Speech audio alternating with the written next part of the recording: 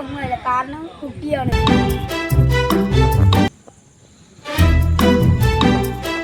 എടാ പപ്പു, നീ നുണ പറയാൻ തുടങ്ങിയില്ലേ ഈ ചെറുപ്പത്തിൽ തന്നെ? ഞാനോ നുണയോ? ഞാൻ സത്യം മാത്രമേ പറയാറുള്ളൂ. നന്ദോട്ടാ, ഈ പറഞ്ഞതും നുണയാണ്. പപ്പു സത്യം പറയാറേ ഇല്ല. ആര് പറഞ്ഞു സത്യം പറയില്ലെന്ന്? ഇതാ ഇപ്പൊ പറയാം, സത്യം സത്യം സത്യം. നുണ പറയാറുണ്ട്. ആര് പറഞ്ഞു? ഞാൻ എന്റെ ജീവിതത്തിൽ ഇതുവരെ നുണ പറഞ്ഞിട്ടില്ല. നന്ദോട്ടനും ചിലപ്പോൾ നുണ പറയാറുണ്ട്. ഞാനോ? എപ്പോ? നെച്ചു വെറുതെ ഇളക്കല്ലേ. പായസം എളുക്കാൻ. നീ എന്ത് പറഞ്ഞാലും പപ്പു ഒരു നുണയനാണ്. ഞാൻ ഇങ്ങനെയല്ല. ഇതാരോ നാല് പേര്.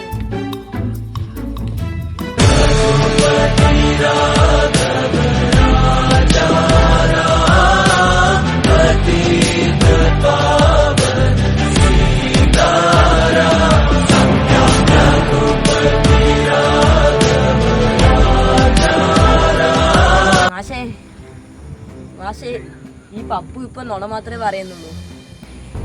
അതെയോ? എടാ പപ്പു, നുണ മാത്രം എപ്പോഴും പറഞ്ഞുകൊണ്ട് നടക്കാൻ പാടില്ല. സത്യസന്ധമായി ജീവിക്കണം. മഹാത്മാഗാന്ധിജിയെ നിങ്ങൾ കണ്ടിട്ടില്ല? നമ്മുടെ രാഷ്ട്രപിതാവ് എപ്പോഴും സത്യം മാത്രമേ പറയാറുള്ളൂ. അതുകൊണ്ട് നുണ പറച്ചിൽ ഇന്നത്തോടെ നടത്തും. ഓക്കെ?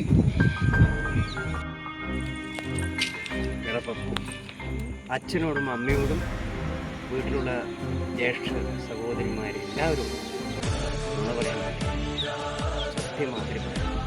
ഇനി